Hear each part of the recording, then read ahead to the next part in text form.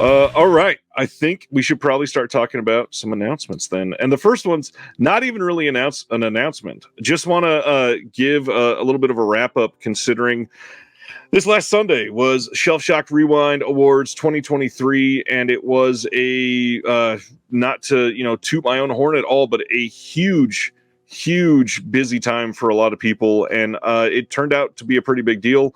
If you have not watched it yet, it will live on YouTube forever.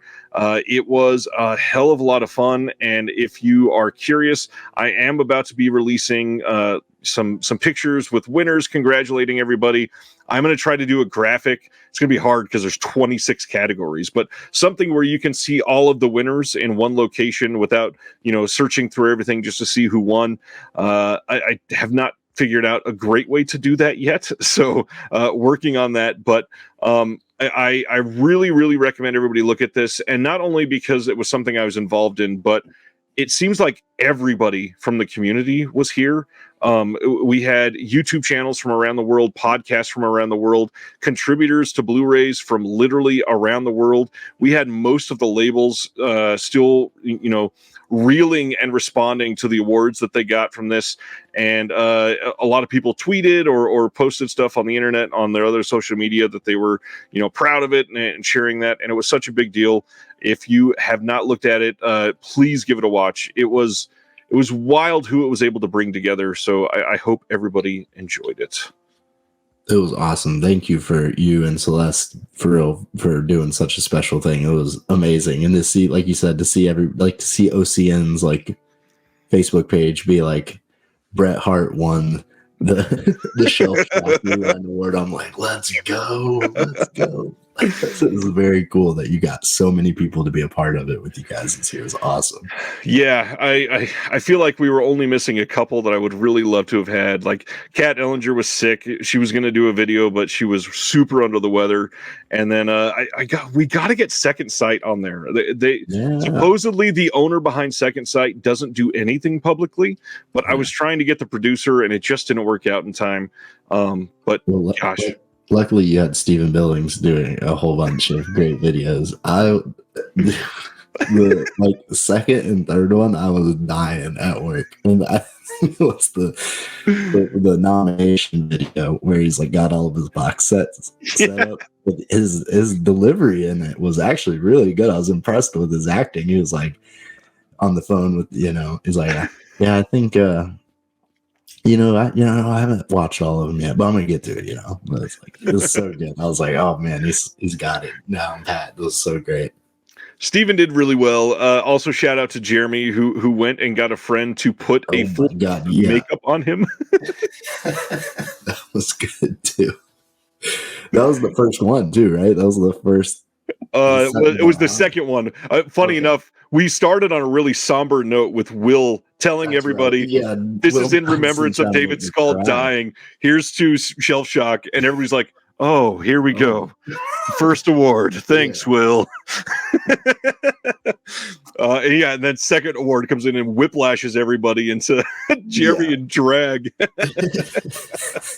Looking amazing. It was great. But it was a good time. You can check it out on my channel or over on the Shelf Shock Rewind YouTube channel. It'll be there forever. We are probably going to do some shorter segments so that if you want to link like a special category and share it with somebody who won, you can definitely do that. Oh, yeah, Laurent was a big favorite too. The vegan Satanist. That was crazy. I was like, what the hell? This guy's going all out. This is awesome. Yeah, I still can't believe we got everybody that we did for this. Stan Geezy Will really brought me down. Love it. All right, let's get into the real announcements. And this is hilarious too, because I went from Shelf Shock Rewind immediately into a TerrorVision stream 2.5 hours later.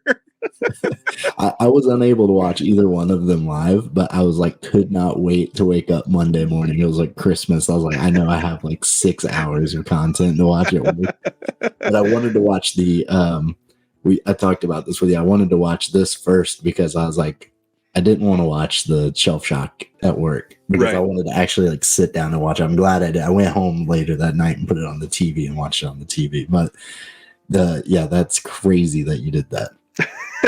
Between the Shelf Shock and TerraVision, I went to a Mexican restaurant, bought my wife and I dinner, and then came back and chowed, and then came and hosted a second show. Yeah, that was a dumb night, but hey, here we are. What time did the Shelf Shock end?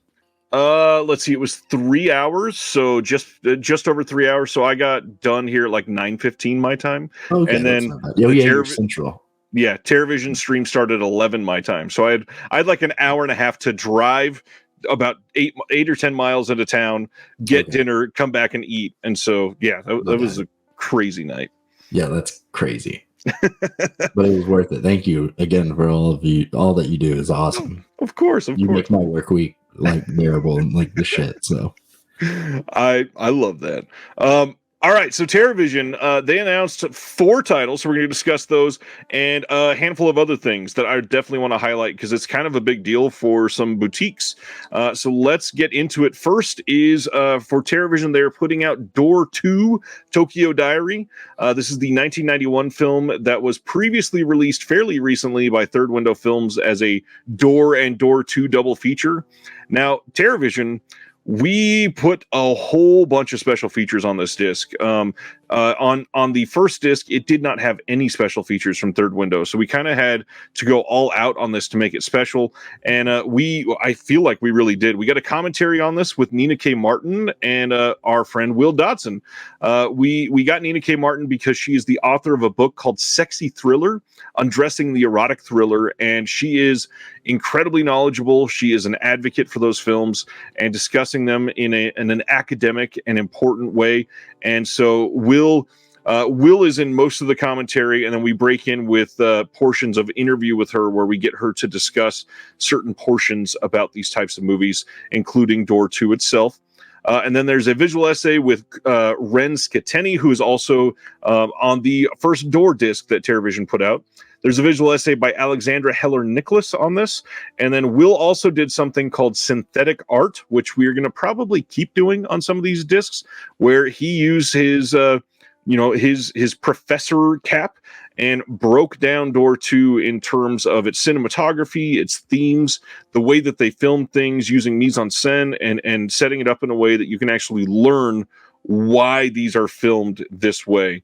And I think it's hilarious to do something like this on a movie like Door 2, because in our visual essay, which is fairly short, it's not even like 10 minutes long, Will is talking about setting up shots in a certain way so it looks personal as these 2 women on screen are discussing preparing for anal sex. And Will is literally talking about that. And it's so funny to talk about that in an academic fashion, but it's important too to show the merit behind these films. Yeah. Door 2, it's a really good movie. I hope people check this out. I'm so far behind on the TerraVision stuff at the moment. I have to catch up with that. I want to get the Door from them as well, and Door 2. I'm just hoping that either us or somebody can eventually get Door 3, because that's never had a Blu-ray release at all. Oh wow, I didn't even know there was a Door 3. None of them are actually connected. It's just it's a good movie, so okay. I just hope we get it. But this whole batch from TerraVision is really good. The next one is Dreamstalker. So this is basically a Nightmare on Elm Street ripoff that was originally put out on DVD by Intervision, the Severin subline that they do, and it's pretty good. This is a pretty damn fun shot on video movie that is rather unique. It's got some really great makeup effects on it. Again, lots of good special features. We got a commentary with Mark Diaz and Brad Henderson on this together. We got an interview with Mark as well, interview with the actor and special effects artist Keith Lack, interview with the producer on this, and then our friends Lance and Erica from Unsung Horrors did a visual essay that I am maybe most proud of that is from someone's favorite productions called All Jocks Are Bastards. And it is hey. It is perfection. That's awesome. Yeah, I definitely want to get this too. I know I'm dying over here. There's always a third door, Gage. Yeah,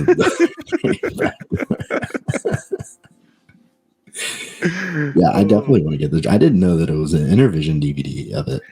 Yeah, it was on a double feature DVD with, I'm not going to remember the other title, but it was pretty good. And thankfully, even though it was shot on video, it does look quite a bit better on Blu-ray. This release is going to look much better. The sound also was kind of messed up on the Intervision release, and it's all fixed now. So I think people are going to be very happy with this release. Yep. Another one that I was happy that they like kind of stopped there for a second. I was like, okay, you can breathe. Now they're just back at it, and I'm like, fuck. Yeah, I guess I forgot to bring that up here too. This was the first announcements from TerraVision since Black Friday. Yep. And it really is them just doing their part to allow manufacturing to catch up with everything that they're doing. Smart. And let me tell you, behind the scenes, nothing slowed down at all. We have been cranking stuff out like crazy. So eager to share that with everybody. Next one up from this month from TerraVision is President's Day. Now, we announced this on Monday on President's Day. This is the whole reason that we had the stream Sunday night going into Monday. This is President's Day from 2010, directed by Chris LaMartina. Again, lots of bonus features on here. Brand new commentary with LaMartina and Jimmy George. There's an archival commentary. That we even have a Aurora Borealis Shocktail Hour on here. Bunch of retrospective interviews, blooper reels. But beyond all of that, there's also a bonus film on this called Amerikill from 1999 with Chris LaMartina directing, and that's probably the biggest deal to get this, as you get both of them. That's really cool. I didn't even realize. I watched that whole stream and I didn't even catch that. Yeah, this is a big one for a lot of people. One that a lot of people thought would never come out on Blu-ray. So I'm glad it's here. Was that the guy that they were talking about? He made like 20 movies by the time he was like 20 years old. I think so. Yeah, I think he was doing stuff when he was super young. But most people know his name because he's the guy that did WNUF Halloween. Yes, that's right. Silent Mandible said Aurora Borealis. May I see it? It is a special feature with Aurora Borealis. I think you'll enjoy it. And then finally, maybe the biggest announcement from them is they are releasing some films under a new imprint under TerraVision called Graveface Films. So for those that don't know, Ryan Graveface is the gentleman that owns TerraVision. And he is somebody that started with a company called Graveface years and years ago, literally like more than, I think he said it was like 17 years, something like that. And he was putting out, old CDRs and stuff like that under the name of Graveface. And now they are finally doing home video. And one of the reasons that they're separating them is because there are a lot of art house films and a lot of films that TerraVision has acquired that don't really make sense with a lot of the other TerraVision movies. So they're going to be putting those out under this line. And this is the first title coming out on Graveface. So it's going to have a brand new spine number. It's got a new logo on it and everything. And each of the Graveface films is going to come with this little half-disc Obi strip at the bottom. And when you flip it over, you're going to see all of the information on the bottom part of that with the special features, the synopsis, everything that you'll want. And then each side will have incredible custom art from Chloe, who is Ryan's wife. And I really want to shout out this side of the slipcover because this art is perfect for this movie. It's beautiful. I want that front side art on a t-shirt. Yeah, it's pretty rad. Yeah, I would love to have an all black shirt with that just like oversized printed on the front of it. Would be nasty. So this is a really great movie directed by Junta Yamaguchi, who also did Beyond the Infinite 2 Minutes. And then long time ago, he did Summertime Machine Blues. And this movie is beautiful, and it stays sort of in line with a lot of the stuff that he's done in his movies. This has a making of on it that's 60 minutes long. We have an interview with the director. And then cool thing for everybody in the chat, we have a visual essay that was written by Spaghetti, who is in the chat earlier. Look. There he is. He says, River's great. I'm biased, though. He wrote this, and it's called Everyday Time Travel. That's by Blake Bergman. That's Spaghetti. And then Will Dodson helped him flesh out some of those ideas. So I'm glad that those are all, finally coming on this disc. And I think it's a really great visual essay, actually. That's awesome. Yeah, I definitely want to get this. And it's crazy that Graveface has their, I mean, I live in Jacksonville, so I'm not far from Savannah. So I've been going to Graveface for a long time. And nice. I would buy records there. I always joke about I need to wear my Graveface shirt on here, but I don't think I could fit in it anymore. Back when I wore mediums, but I don't think that would work anymore. But But yeah, they were always like the coolest store ever. And so when TerraVision became like a thing, like I kept telling my friends, I was like, yo, you know that place Graveface, a record store, they do movies now, blah blah blah. And like now they actually do movie, like there's a Graveface label now. Like it's so cool. Silent Mandible says, anyone know how this stacks up against the third window release? It is the same transfer. It's the same restoration of the film. The only difference, and we have all the same special features on this release here.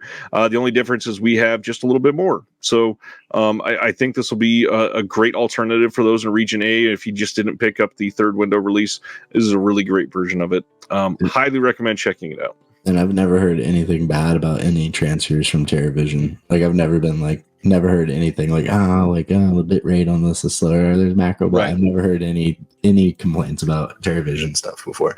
Nope, not a single bad thing. But I think maybe the most important thing to point out about this is a lot of people have looked at TerraVision as that SOV label, and that's all they think that TerraVision puts out. Yeah. This is immediately, I believe, the highest rated film in the TerraVision catalog by a long shot. Nice. This movie is getting massive rave reviews from pretty much everybody that watches it. And not just because I help with the visual essay, but this movie is beautiful to look at, really well acted, and like heartwarming, but also has like some genre sci-fi tinges within that. It's pretty dang great. I hope people check that out and appreciate it. I rarely watch trailers for anything, and I actually put the trailer on for this, and I got about halfway through it, and I stopped. I was like, yep, I'm sold on it. This is fire. It looks awesome. I love the way that it's shot. It looks so cool. Yeah, I'm really excited to get this disc. Let me make sure there's nothing else. Okay, so there's a couple other things. So with TerraVision and Graveface, they did announce a couple other things. The first is the bad news, and that is they announced a little bit of a price hike. Their single Blu-rays are going to be priced now at $26.99. That's up from $24.99, so it went up $2. And the 4K titles will be priced at $32.99. Honestly, still cheaper than most of the other boutiques at the standard prices. But you're going to be able to get these cheaper if you subscribe. You're going to be able to get these cheaper if you bundle. I understand that the price hike going up sucks, but prices on everything has gone up. So I understand companies needing to do it. And TerraVision held on a lot longer than other companies have. Yeah. And I'll say one of my favorite memes of all time is, fuck no, I don't look at gas prices. What am I going to do? Not get gas? And that's how I feel about these movies. It's just like, all right, whatever. What am I gonna not get it? That's funny. It's $2 more. Like, nope, I'm a sucker. I'm gonna keep buying them. Well, even then, that's only if you're buying an individual title at full price. So the next thing, none of us, we rarely do that, right? We rarely buy the single title full price. We wait for sales a lot, and then like if you're buying like 3 or 4 at a time to try to hit like a threshold of like $100-ish or something to do a PayPal paying for that, right? Or a $200 mark, it's like it's not that different, The other thing that they did to counter this is they're going to be doing bundles, so you can get a bundle of the either the 3 TerraVision titles that were announced or all 4, including River, and those are going to be cheap, much less than the $26.99. So if you want just the 3 TerraVision titles, you can get that for $69, which drops it down to $23 a piece, or you can get all 4 for $92, which is again still $23 a piece. That's amazing. That's great. That's great. And Anthony, here, the price hike, it's because of you, Spaghetti. Love that. I mean, listen, you start working with TerraVision, Spaghetti starts working with TerraVision, and all of a sudden they get more expensive. I mean, it's a good point, Spaghetti. I mean... the other thing is with the Graveface imprint, they announced that they're going to be able to make a new club. So if you wanted to sign up for a subscription from Graveface, you can do that. They only have the 10 title subscription right now, since they're only planning on doing around 10 titles this first year. Yeah. And the cool thing though is if you're already a sub for TerraVision, you can opt in to having the Graveface titles take up a slot on your TerraVision subscription. So you don't have to get any more. You can just, jump in and be able to get one at a time, pick and choose what you like, but it gives you the option. And I don't think there are any other labels that do that specifically. No, to be like so a la carte about it is pretty cool. Right. Yeah. Yeah. And then the next thing on this is that they announced part of their Greyface Films line later this year is going to be a 4K UHD of Big Top Pee-wee, which is huge news. That's amazing. I couldn't believe it. And then I realized that the name of that movie was Big Top, and I was like, hell yeah. But I was like, damn, that's sick. That's like a huge stuff. And he says they signed a deal with Paramount. So yep. We know that there's more Paramount stuff coming, which, like, think about where we all were 2 years ago when we're like, Paramount, please release anything. And like now we're getting TerraVision Paramount titles. Like, let's go. And not only is it confirmed that there are more Paramount on the way, I'm working on some of those right now. And some of the titles that TerraVision is able to get is kind of surprising as hell. And I will just say this whole Greyface line being able to be separate from TerraVision is going to be a big deal to get people to get eyes on this label that never would have got eyes on this before. Yeah, that's awesome. I'll be pre-ordering Big Top too. I love Pee-wee. When he passed away, that I always wanted to get. There's a they did a figurine lineup for I think it's Super 7. You know, like the little guys. Yeah. Of like the all the characters from Pee-wee's Playhouse, and I wanted. There's a cherry little figurine, and I want it for my shelf so bad. And when he passed away, it went up in price a little bit, and I was like, I'm gonna wait for that to go down a little bit. I'm gonna get one of those for the DVD shelf. Nice. And then finally, I didn't include it in this post on Instagram, but I really wanted to highlight something that is super, super exciting for TerraVision, and that's that they got approval to sell a release in Walmart's physical stores. It is really nigh impossible for many of these boutique labels to get distribution through Walmart. And freaking TerraVision is going to be selling Malum in stores as of March 12th. You can pick that up at most Walmart. Like I think there are over 2,000 Walmarts that are going to be selling it. It is going to be a special version for Walmart where it's only Blu-ray. That way they can sell it at a little discounted rate compared to the 4K on the TerraVision site. But it will have its own little slipcover that is different from the TerraVision site. But TerraVision is going to be branded and carried in Walmart stores physically, which is kind of insane. Like for TerraVision to step in and do that when they have not even been a home video label for like 3 years, that is wild. Yeah, that's so freaking cool that they're able to do that. And I think that like if we're seeing that TerraVision's able to do this, like I wonder if we start seeing this with more places, because Best Buy closing maybe causes a cascade effect where maybe, you know, I've been seeing more Kinos at Barnes & Noble than usual. And like it's usually just like whatever the new 4K of like Night of the Hunter or like stuff like that. But it's like used to not see hardly any Kinos at Barnes & Noble. And I wonder if you start seeing more and more of these companies getting into physical stores. This is really cool. And for TerraVision to be like really the first one is like nuts. The hard part is Walmart will not carry many titles. So I'm very eager to see what they will carry, because other boutiques absolutely should be doing this. Like there are many Shout Factory titles that make sense to be carried in Walmart that will sell well because they're nostalgic titles. People will, you know, see them and hop on it undoubtedly. Which I wanted to say when I saw this, I haven't bought a Blu-ray or a movie from Walmart in a very long time, because I remember with my mom, because luckily like my parents were like the coolest fucking parents and like didn't care. Right. We went to Walmart to buy some rap album, and we got it and it was censored. And my parents were like, what? Like it was not, it wasn't the parental advisory version, you know? And we're like, what the heck? So like ever since then, I've just had this like, I'm scared to get anything from Walmart because I'm like, man, I'm worried it's going to be, even though I know that that's not true. I'm just like, so Ragnar, I got to ask about this comment. You say selling out to the man. Amazon. TerraVision is not, they're not, you know, changing anything they're doing. They're selling the same title that they already released to more people. How is that selling out to the man? They're doing what they need to survive as a company and literally go out there and get more people to buy their title. What is selling out about that? I don't understand this. Walmart's the little guy now. Yeah, it's not selling out. It's cashing in.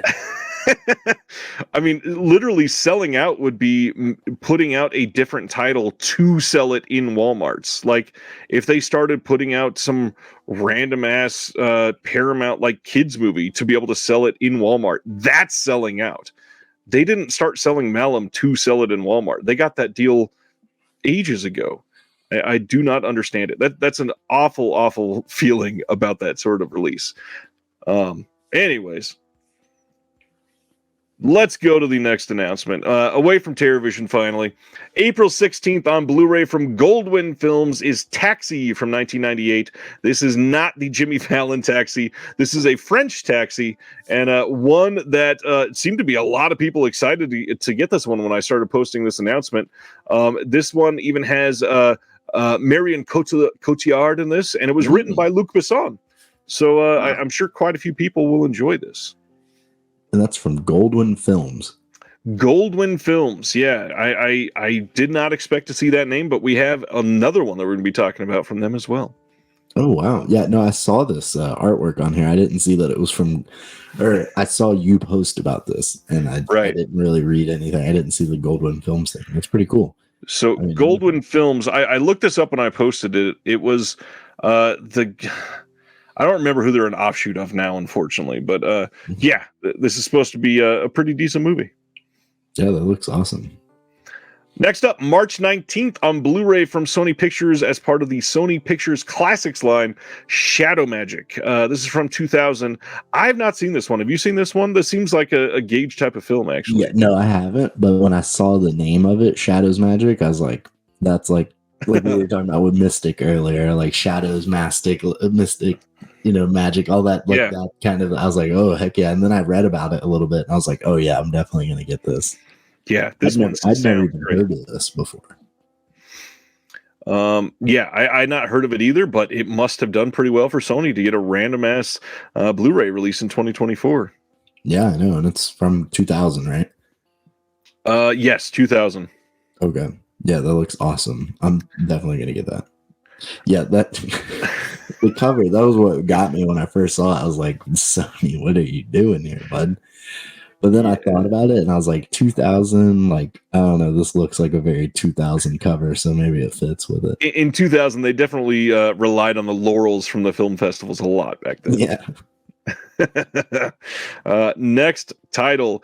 This is the other Goldwyn Films. Ooh. This is March 5th on Blu-ray. We're getting Blueberry, which was also called Renegade. This is from 2004 with a wild cast. Yeah, Vincent Cassel, Juliette Lewis, Michael Madsen, and Ernest Borgnine.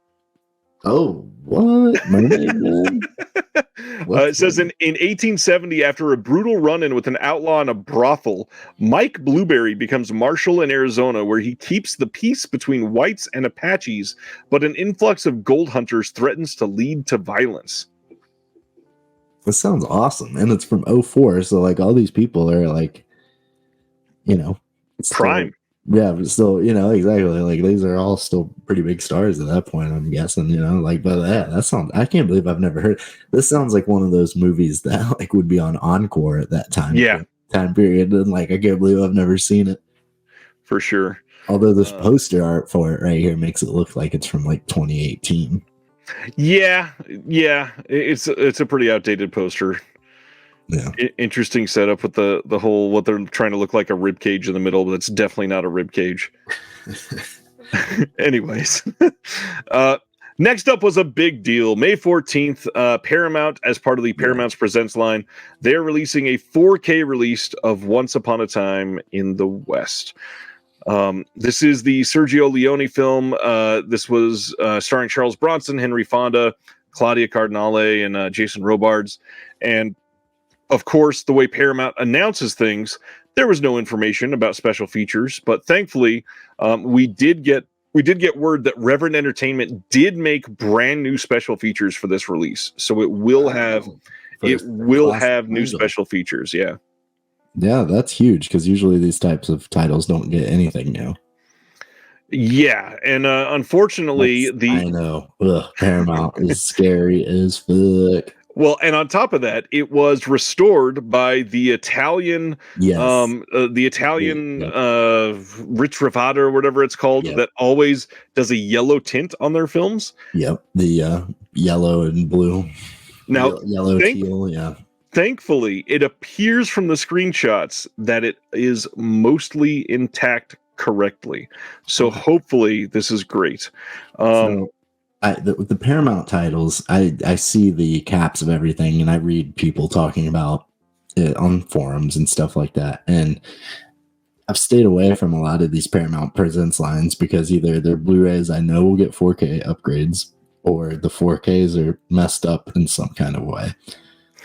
And maybe they should calibrate their monitors.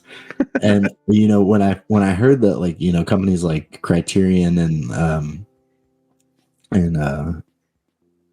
Vinegar Syndrome and stuff like that are starting to get more Paramount titles, I was like, man, I know that Vinegar Syndrome like isn't gonna like the what was the man who shot Liberty Valance. Yep. Like, I know that people hated that it was like super DNR'd, smooth over and I was like, I know that Vinegar Syndrome would know that their fans would hate that and like probably say no to it. Like, I think in the booklet for Ebola syndrome they talk about that. That they got it from China and it was just like completely smooth, and they're like, please just give us the raw scan. Like, right. So I'm like, I haven't heard anything bad about Little Darlings yet, which that's Paramount, right? It is, yeah. Yeah, so I haven't heard anything bad about that. So I'm like, maybe it's just Paramount when they do these titles themselves, they mess them up. So when I see that, I'm scared. But the thing with the yellow tint from the Italian company here, forgive me for not even trying to say it, but yeah, like the yellow tint, man, like I'm more forgiving on that than I am like if it's like DNR'd to hell, like, yeah. Which, like, I mean, that term, everybody says that and doesn't really know what it means because everything uses DNR. They use DNR and everything, but like, right. What we're saying when we're saying like this bizarre smoothing, waxy look that we get. Like, we hate that. So at least with that company, we don't really get that as much. And I'm working on a film now that was already restored. Yeah, so we asked for yes, exactly. That's why Deaf Crocodile's the fucking best, dude. They're like, they know what's up. And I don't know. Yeah, the yellowing, I'm hoping that doesn't happen. Like, you're familiar with the 4Ks of the 3 colors? Yep. So like, I saw a meme that was like, this box set should be called one color yellow. That's good. But when you look at, I want to see them in motion. I do agree that they're definitely like egregiously colored yellow, but like relative to what those Blu-rays looked like it does look so much fucking better. Right. Like, it doesn't, like, you look at the other ones now and they look so video-y, So I don't know. I have faith in this Paramount. I oddly do as well. Brendan is asking, what does DNR stands for? It stands for digital noise reduction, and it's used to refer to when basically there's film grain removed from the restorations that we're getting on these discs, and it's really egregious in things like the upcoming 4K release of True Lies. They take it and not just remove the film grain, but they do it in a way that makes everything look like a frickin' mannequin. It takes the actual definition out of it and removes full-blown instead of just noise, but it removes the definition from the film itself. And inherently, film is supposed to have grain. That's what makes it film. And to remove that, you're literally taking away the data from what we were able to pull out of that film. And so these restoration places that do that, it is just egregiously overused on some of these titles. And I'm glad that, we're seeing pushback on all of this. But the biggest thing to say is that this movie, it looks like it doesn't have that much of it. And we're finding that a lot of the releases that we're getting from boutiques are mostly not DNR heavy. So we can keep praising that. Awesome stuff, man. Sam says, popping in to say, hey, can't wait for the podcast version of my last double for hopefully a few weeks. Yikes. Ooh. Well, good luck listening to it later, Sam. Yeah, that's always my Friday morning at work is listening to this. I can never catch it live, so Friday morning I'm always right when I wake up. Yeah, it's almost like they put a damn Instagram filter on the whole movie. Yeah. Literally, that's kind of what some of them do. That's exactly how I explain it to my friends that don't know. I'm like, it's like basically like those like filters that make it look like a painting. Basically, It kind of gives it that look. It's more subtle, you know. It's not like a crazy thing, but like if you're watching Blu-rays all day, like we are, you know, we notice it pretty quickly, and it's especially if you're watching films prior to 1996. Yes, exactly. Next up is probably the biggest news of the week, and that is that Disney has shuttered the Disney Movie Club, and its last day to be able to put in orders is going to be May 20th of this year, and they gave a few more answers to some questions that they were going to get. So as of February 20th, the minimum purchase commitment for everybody that was a member has been deemed as satisfied. So if you had 2 or 3 more titles that you had to buy to fulfill your commitment, you're done. You don't need to worry about that, which is pretty cool. All accounts through the Disney Movie Club will be closed on July 20th. And then the last featured title that you'll have to decline will be on April 16th. And even though it's closing down its U.S. operations, you'll still be able to purchase Disney Blu-rays and DVDs from retail providers throughout the U.S. still. And then as the day progressed, we got what happened to be the bigger news from this, and that is Digital Bits. Bill Hunt over there, he reported that Disney and Sony have just inked a major deal for Sony Pictures Home Entertainment to take over all, underline the word all, of Disney's physical media production going forward. So this means that Sony will handle and oversee the actual authoring and compression of discs. They'll work with the replicators and packaging vendors, and that they'll oversee the titles as they go out to distributors and on to the retailers. So one thing that we need to be optimistic about first is that Sony is the best in the studio game at doing this. Shit, they kill it. Easy way. They're to point out, they're the best at compression. They're the best at giving their titles room to breathe. They have the highest quality 4K releases. They are generally amazing. Now, we also got some details through this, is that the agreement here is that Sony will put out both brand new titles from Disney and catalog titles. Now, we don't know if that means we're going to get new pressings or if just things that are currently in print will continue to be through Sony.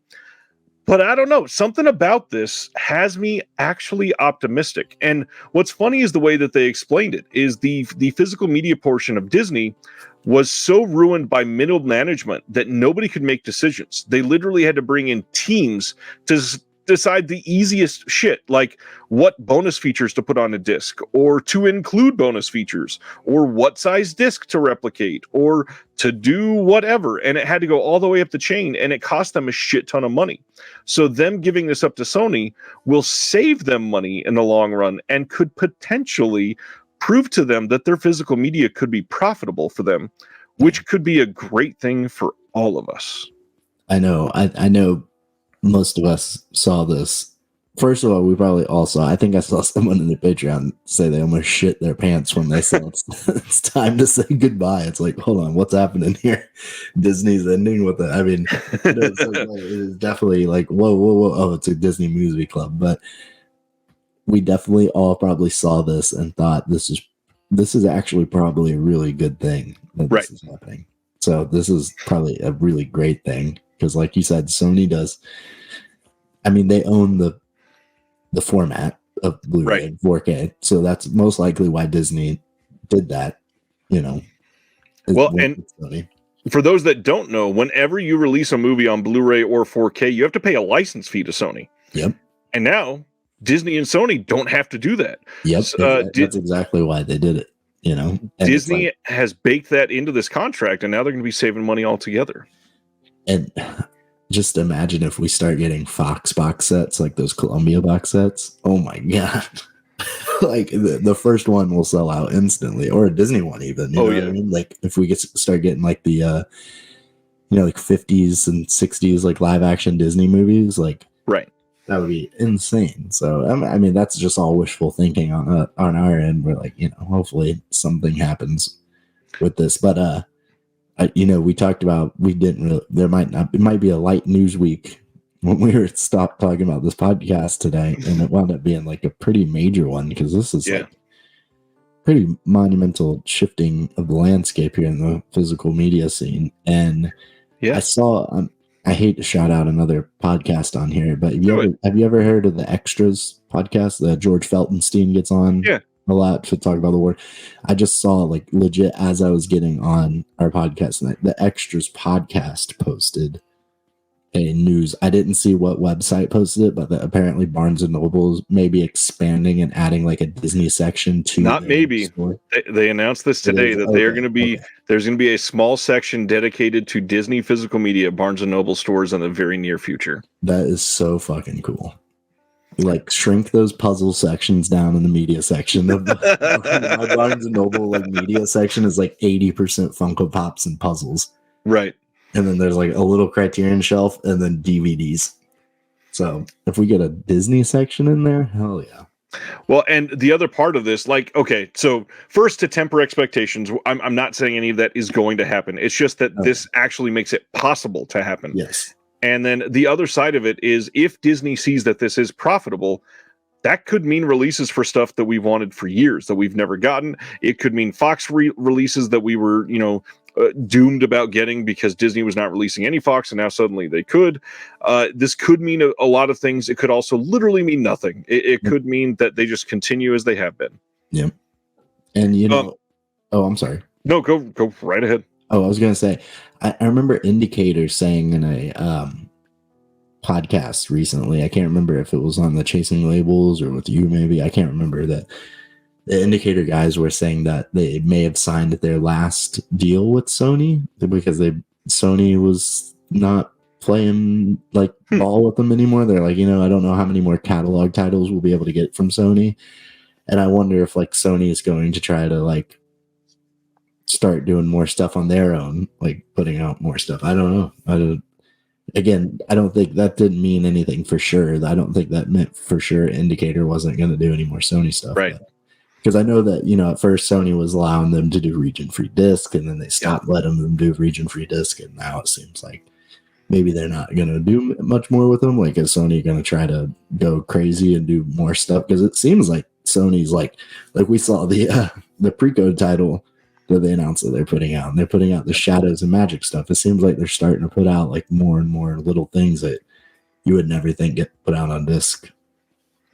Yeah, it's shocking what Sony's doing, and I think if anybody could get some of the magic done that we're hoping for, it could be Sony here. I mean, the fact that they can leverage saving millions of dollars to be able to put this out and have them make money, that alone should be a big like ace up their sleeve to get some of this out there.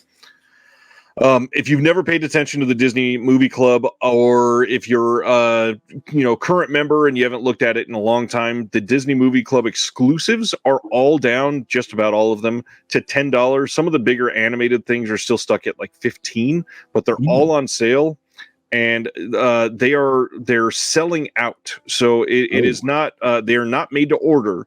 They have their current stock, and if something sells out because of this, it's likely not coming back. So I know many people who have put in orders. I got stuff coming for a couple friends. I'm about to say, if anybody has a Disney Movie Club in here with Venmo, let me know, because I might have to send you $10-15 to get me something. I need that Rocket Man Blu-ray. That's what I bought for Anthony. That was like my favorite movie of all. And I was talking about it with a friend the other day, actually, when we were talking about this thing closing down, and he said Rocket Man as a joke, and I was like, oh, that's actually funny. It was only through Disney Movie Club. And he's like, I actually just watched a video about it last night. I already knew that. And I was like, oh, that's so fire. Tony from Basement Blue says a lot of the exclusives are or have sold out. Glad he got them all as they released. Thankfully. It's all good. Sony's definitely going to put Rocket Man back out in 4K eventually. 4K. That's a guarantee. No, obviously, it's not a guarantee that any of these exclusives will ever come back. But the reality is, many of these that are exclusives, they potentially could see a wide release eventually. It was just while it was the Disney Movie Club, it was an exclusive. That doesn't mean that it's going to be an exclusive forever. You know what I would do look, Sony needs to hire me, okay? And they need to look. The first thing I would do would make Gage has great. Thank you. I appreciate that, Anthony. He asked me how the Royal Rumble was, so I assume he's a wrestling mark too. So He is. He definitely has great taste. But if I was a Sony, I would make a very nice limited edition slip-covered package of Halloween Town and Halloween Town 2. Heck yeah. On Blu-ray. Need those. Those never made the jump to Blu-ray. They're still on DVD land. I love that everybody is naming things that they'd love to see on 4K or good Blu-ray releases. Yes. Let's just hope that we get something like this going on. I was talking to Sibner, who's in the chat right now, about an idea to push some studios into releasing some of these things. So we'll see. We might try one of these things moving forward. I got some ideas that we might try to institute across the physical media community. But this is such a big deal that we can't even understand what it is until we see how it carries out. So. Yeah. I kind of want to push back on all of the hot take, YouTuber videos that we got the other day saying this is what is going to happen, or this is good news or bad news because of X. They all, none of us know. We can't see what's coming in the future. We have no clue. No clue at all. Have a hot take though. That's the fucking world we live in, unfortunately. But Brendan Timmons here. I need to under wraps Blue. Holy shit, that still is my favorite. And I try to watch it every year. Are you familiar with that one? I think I saw it when it originally aired. God, what year was that? Like 97, I think. Yeah, I think that's probably the last time I saw it. I believe it's like one of the first Disney Channel movie originals, and it also is like one of the only Disney Channel movies with a licensed music in it. It's got the "All by Myself." Yep. Yeah, it's so good. Yeah, and the mummy's like voiced by the guy that voices Patrick from SpongeBob. That's amazing. Yeah. I can't imagine how much money they would be swimming in if they started putting out decom Blu-ray box sets. Oh my God. That would be insanity for them. Insane. That's what I'm saying. I was like, dude, Halloween Town 2 box set limited to 25,000 units would sell out in 2 days. I want to see them try to put out a 4K of Smart House with all of that, the awful graphics that they use. It would not look good in 4K at all. The Xenon movies, I need those too. A box set of that. Could you imagine like a holographic, like metallic box set? Oh my Lord. Absolutely. We need the VSD line for VSDCM line. VSDcom. There we go. So all that to say, we don't know what's coming. We know that there's a lot changing, and we will find out eventually. All right, moving to the next thing. Mean Girls from 2024, from this year. The musical version is getting a 4K release on April 30th. You can pre-order this now on 4K or Blu-ray. I saw this in theaters, and I still say it's pretty good, especially if you like the original. It's just an updated version with some good music. That's awesome. Yeah, I still have never seen the original Mean Girls. That's like one of my biggest omissions because it's like my childhood too. I think it came out like 04 or whatever. So I was like 9 years old. Like I should have seen it. It's insane that I haven't seen it. Yeah, it was like up there with Lord of the Rings for me. Jeez. Yeah. Next one, Decal with Bleecker Street Films are releasing One Life from 2023. This is an Anthony Hopkins film, also starring Helena Bonham Carter, which I feel like I don't see her in a whole lot anymore. But this has a couple featurettes, some behind the scenes, and you can pre-order this on Amazon now. And it sounds like it was pretty good, although I got to admit, I don't think I heard anything about this last year. Nope, I only heard of it when I saw you post it today, right? This was when did I post this? Yesterday, I think. Yesterday. Okay, yeah, I saw that. That's the first time I heard of it too. I looked it up afterwards. Anthony Hopkins, though, I mean, this is probably Photoshop beyond belief, but looking pretty good for how old he is. That's what I'm saying. I was like, he looked better than that cover they had for the father. Was it called? Oh yes, he was like dying in a chair. I'm like, this is way better photo. It looks way better. Yep, absolutely does. I also want to say real quick, this cover is amazing too. That second run cover. I agree. I was like, man, this looks kind of weird, the cover for this. And I looked at the movie and I was like, no, this matches the movie very well.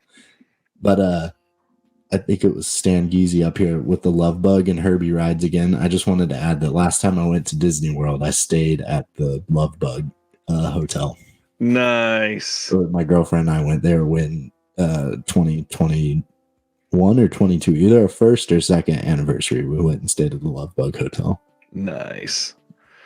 That cover that he was just talking about is this movie called Happy End. This is coming on March 25th on Blu-ray from Second Run DVD in the UK. And I got to admit, the people I trust say this movie is amazing, and I cannot wait to see this. This says it is a one-of-a-kind Czech black comedy that employs an ingenious twist, telling the life story of a philanderer and condemned murderer entirely in reverse. From his birth at the guillotine to his departure as an infant. Starring the great Vladimir Menšik in a rare leading role, the film is wildly inventive and disarmingly hilarious. This is a brand new 4K restoration of the movie done by the Czech National Film Archive. There is a projection booth audio commentary with Mike White, Kat Ellinger, and Ben Buckingham, which is supposedly great. Mike and Kat have been talking about that all this week. There's also a video essay on this by Cerise Howard, who is a film critic and program director, and it is region free for anybody asking. I think most second run DVD things are. Yeah, I went and looked this up on IMDb, and that they had some good amount of screenshots on there for it, and I was like, man, this looks freaking awesome. Yeah, it has a high score on there too. It's like a 7.9 or something like that, which nice. A lot of these Czech films usually do have high scores like that, but that was like very high for IMDb. Yeah, the Czech titles that Second Run gets are always like really great. Yeah. Strongly recommend checking out the Second Run stuff if you've never looked at them. Yeah, good company. Simner says this cover looks like a CD-ROM game from 1996. That's what I'm saying. When I saw it, I was you're not wrong. I saw it and I was like, oh, they must be releasing like a new movie. And then I saw 1967. I was like, that doesn't look like 1967. But then I went through IMDb and scrolled through the screenshots and I was like, oh, it kind of does look like this. It's weird. Nice. Next title, April 23rd on 4K. There is a steelbook coming of Justice League Crisis on Infinite Earths Part 2. This is the animated DC film. You can get this pre-ordered on Groove right now. Not much else to say about this. Are you into any of the DC animated films? No, I'm unfamiliar with a lot of the superhero stuff. I do want to get some of these Batman 4K of the animated stuff. I know they just did the Mask of the Phantasm on 4K? Yeah, Mask of the Phantasm 4K. I would like to get that, and then also like some of the newer stuff too. Like I think they did like the Long Halloween or whatever. Yep. I would like to get that 4K and the Killing Joke 4K and stuff like that. Yeah, I mean, I'd if they're like connected to other movies or anything like that, I have no idea. But I do want to get all those just because those look like my style of movie. Most of them are standalone stories that can fit in with other things that you've seen prior. Okay. I mean, I'm familiar enough with Batman, so like I feel like I could watch any of them and enjoy them, but like if they like are part of series or something, I would be lost. Right. Totally get that. Did they do one for the 4K for the Gotham by Gaslight or whatever? Yes, they did. I would like that too. And I want them to make a Gotham by Gaslight video game. Would be insane. That would be pretty sick. That would be awesome. Next title is coming on Blu-ray from Refuse Films over in the UK, and this is Eating Miss Campbell. This is a trauma film from 2022 with some funny reviews, actually. It looks like a lot of people love it. This says a vegan goth high school student falls in love with her new English teacher and develops a problematic taste for human flesh. All of these that you buy from Refuse are going to be signed and individually numbered by the director, Liam Reagan. This is going to be available at Diabolic DVD and Orbit and a few others. They've only put out this and I think one other film early last year. And this is supposed to be pretty great. So far, it's got some decent reviews. And yeah, Jesse did confirm he's got some on the way to Diabolic. So if you want it, keep an eye out on them probably in the next week and a half or so. That's cool. And can you say the name of the label that put this out again? Refuse Films. They did a different one, right? They did. Let me see if I can get the title up, because they've literally only ever done one other title, and it's the same director, Liam Regan. I think it was his own film again. Okay, I think I remember when you announced that last time. Yeah, it was a long time ago. It was like early last year. Okay. And then I also see Eric here said they started to make a Gotham by Gaslight game and it never got finished, but you can see the test footage on YouTube. I have to look that up. That would be rad. That sounds awesome. Hey, Eric, let me know in the chat if that was what was that on, like a PS3, Xbox 360 generation, or like is that like 2 years ago? When was that? That would have been in the last couple of years for sure. Oh, is it that recent of a? It had to have been, I think. The other title that they did last year was My Bloody Banjo.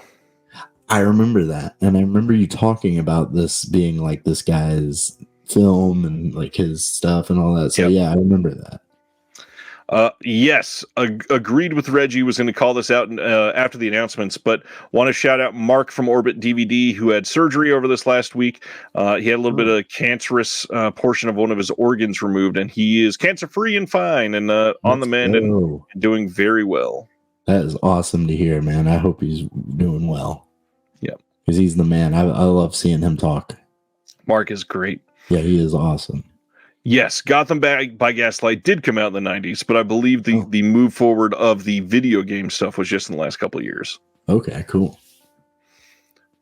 Next up is the big one. A lot of people have been asking about this because it leaked like 2.5 weeks ago. May 7th, Paramount is releasing The Crow on 4K in a steelbook and a standard release.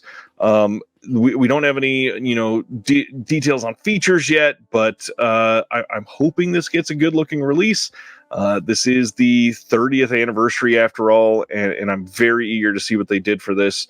We're going to be talking about The Crow at the very end of this again, but either way, this looks pretty damn good. Hell yeah. I think I saw it because there was another. Thank you. Oh, dang. I was way off. Thanks, Eric. 360 PS3 game. Wow. 10 that era of gaming too was awesome, so I'm sure that would have been an amazing game. Good thing it never came out and we never get to play fun games.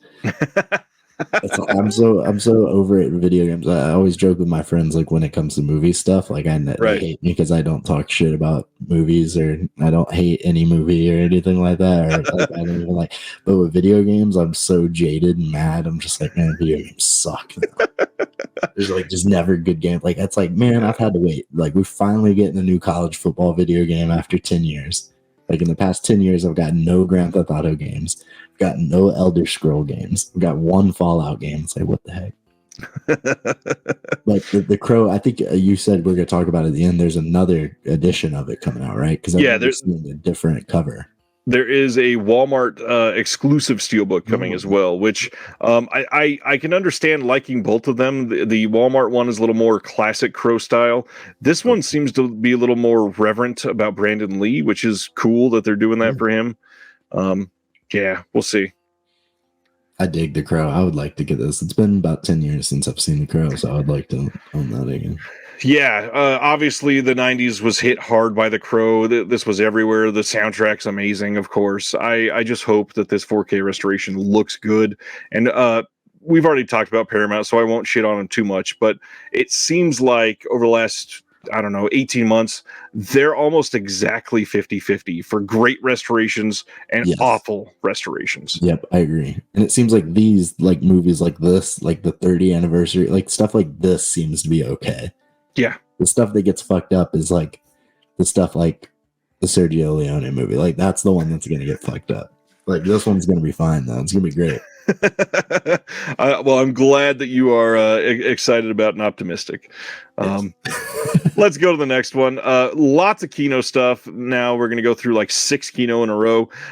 First one, Pursued from 1947 is coming from Kino soon. Eventually, 2022 HD master from a 4K scan of the OCN and some other 35 millimeter elements. It's Robert Mitchum. I mean, I want to see this. Yeah, no, for sure. I voted for Kino, I believe, to be for the label of the year, by the way, just because their output's awesome. And I do want to say someone in here earlier, it may have been just Fiend DeMarco, it may have been someone else, though, I can't remember, said that they were watching the The Jewish Soul box set that they did. Do you remember that from a few years ago? All the Yiddish films that they made. Yep. That I really want to get that box set as well.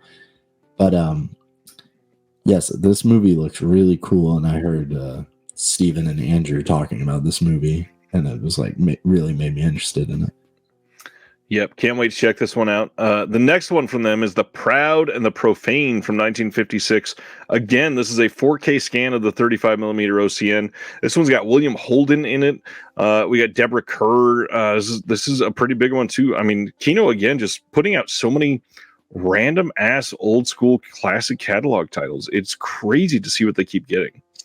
Yeah, it's amazing. It's like crazy that they keep just like I'd never even heard of this or that Robert Mitchum movie. Right. Which is like just awesome that we're still getting stuff like this. Ronnie says that was me talking about the Kino Yiddish cinema set. Highly recommended. Yes, I actually bought it for one of my friends for Christmas, the year that it came out, and I wanted to buy myself a copy when I got his, but I just couldn't afford it at the time because it was like brand new, so it was still like $50 or whatever. Right. But it's gone on sale for like $29.99 a few times, and I always kick myself when I get it. Yeah, I need to pick that up as well. Highly recommend checking out. I mean, anything for Yiddish cinema, for any of these, foreign focused things, especially right now, as there's, all this talk in the media about things from Israel and Palestine. It's important to learn about a lot of the cinema that came out of these places too. So yeah, check it out. And that Yiddish cinema box set too, like all that stuff is like 30s and 40s, which that's like my favorite era. Well, and super important for, everything that happened to Israel in the 30s and 40s. Won't want to say too much there. Yeah. God, Ronnie said I snagged it during one of the sales for $14.99. Good God. Ronnie, did it come with the slip on it still for that price? For those box sets, I feel like they always have them. I don't think those go away. Yeah. But I think they do. Not that they go away. I think that they keep them forever. I think so as well. Huh. The artwork on it's awesome. I want to see the movie that those are from. If the sale price is $14.99, that's incredible. I'm so mad. Oh, with the slip box, that's $14.99 because I think that has like 8-10 movies in it or something crazy. A lot of them are like only like an hour, 10 minutes long, but still, it's awesome. Right. I got to cut in with the comments from Nicomedes and David here, who said Kino not only releases tons of titles, they issue them with commentary tracks, and those tracks are anchored by top commentators. I love Kino Lorber. And then David says, yeah, but Criterion releases movies with an interview from an old Laserdisc release. That's awesome. That's the perfect shade. Good job, David. That's double-sided, though. Sucks that Criterion doesn't release new stuff sometimes with their extras, but it is cool that they're saving some of the special features that have been locked away on later. Oh, for sure. For sure. Because I know that there's like so many people that are like, this one Laserdisc has the best commentary ever of all time, and it's never been released ever again. But I do agree, Criterion needs to start doing more special features. Next up from Kino is a 4K release of The Lady Killers from 1955. This is the big Alec Guinness movie from 55. Now, I understand this might be a little underwhelming for some that imports, because this did come out from Studio Canal, a good probably 18 months ago at least. I think it was like 4 years ago. I think it was during COVID. Okay. Yeah. It was a long time ago. Yeah. And this is just going to be the Studio Canal master on this, but there it says it right there. It says 2020 UHD master by Studio Canal, so it probably came out in like 2021-ish. Yeah, probably. So yeah, great movie, classic. The 4K looks great. It got pretty good reviews. I would absolutely recommend checking this out if you never got the Studio Canal. Yeah, so I never got the Studio Canal, and I had the opportunity to get that big, because it came in like that big like 3-disc box set of it. And I remember it just kept coming back in stock on Diabolic, and I kept seeing it, and it'd be like 3 in stock or 1 in stock, and then it'd be gone for a month and be like 2 in stock. And I'd always think about getting it and never get it. And now you saw that they're going to do more Alex Guinness movies with that same style box set, and I'm like, fuck, I can't go back now and start. So I'm hoping that if this Kino comes out, and let's just say the encode is slightly better and it just looks a little bit better, I'll be okay with just getting the Kinos. Right. That's what I'm crossing my fingers for. The next thing is True Detective Season 4 Night Country is getting a physical release. This is coming on July 9th on Blu-ray from Warner Brothers, and surprisingly has a decent amount of special features on it. I know the finale for this one just aired like a week and a half or 2 weeks ago, and half the people that watched it think it's brilliant, and half the people that watched it saw that it was absolute shit. That was my group chat I'm in every weekend. They're like, this shit sucks. And then the next week they'd be like, oh my God, this is fucking awesome. And then the next week they'd be like, what the fuck? This is so dumb. I'm not watching next week. And then they'd be like, oh, this is sick. Wow. I don't get it. I've only watched the first season of True Detective. Have you seen any? I think I've only watched either the first and the third, which the third got pretty rave reviews as well. That was the one with Mahershala Ali, correct? Yes. Okay, cool. Yeah, I've heard good things about that too. A lot of people hated the second season too, but man, this movie, this season, I don't know if it's because it's led by females. That's probably a part of it, but a lot of people shit on this season for some reason. Yeah, definitely female-led stuff just gets inherently hated on for no reason. But then, like, I didn't imagine that. The flashlight. I think from what I was gathering, I mean, this is not a spoiler. I haven't seen it or anything, but like, I think people were like upset of like I don't want to say supernaturalness of it, but they're like the science fictionness of it. I think we're like pissing people off. Yeah. That it was more science fiction or not as science fiction as they were hoping. Right. I don't know, but I'd be interested to see it. Yeah, I'll check it out someday. Yeah. Speaking of Alec Guinness, Kind Hearts and Coronets. This is coming on 4K from Studio Canal on April 22nd. This is getting another good release as part of the Vintage Classics line. And this is a brand new 4K restoration of the film. Has a new audio commentary by Kat Ellinger. Also has some archival stuff on here, including another audio commentary, some more featurettes, the alternative U.S. ending, Dennis Price featurette called Those British Faces. And man, they were showing Alec Guinness some love this week for sure. Yeah, this is really cool to see. I really want this. Spaghetti says he pre-ordered the hell out of this movie.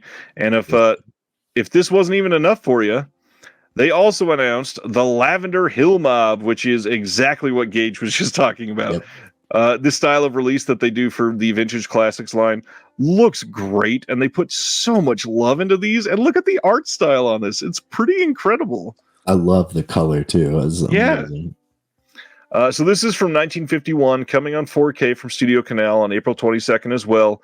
And there's a new, what is the name of the company? There was a production company, I believe, from back then that they're doing a big retrospective on. And so they're restoring a handful of the movies from it. So there could be more coming after this, is all I was getting at. This is coming with that new 4K restoration. It will also have an analysis on this by Benedict Morrison. And then there is a brand new London Comedy Film Festival Q&A with Paul Merton and an introduction by Martin Scorsese's also on the disc, which a lot of people collect all their Scorsese stuff. There's some other random stuff, but if you want the big chunky limited edition, it's got a 64-page booklet, 2 different posters, and then 4 pop art style art cards done by Art and Hugh. And it looks pretty incredible. Yeah, good thing I missed the Lady Killers box. Do you have the Lady Killers box? I do. Oh my god. Well, at least you have it and you can continue on now with this, but I'm probably going to wind up trying to get these eventually. Thank you, Stan and Paul and Nicomedes. Yes, Ealing Studios is the one that they're doing a handful of movies from Ealing Studios. Both of these Studio Canal releases are Ealing Studios. And then they announced that they're showing 2 or 3 more theatrically, which not saying that guarantees that they're going to come, but it could mean that they've also got restorations for those coming on disc soon. I imagine putting all of them out at once would be a little overwhelming. So they're probably, if they have it, spreading it out a little bit.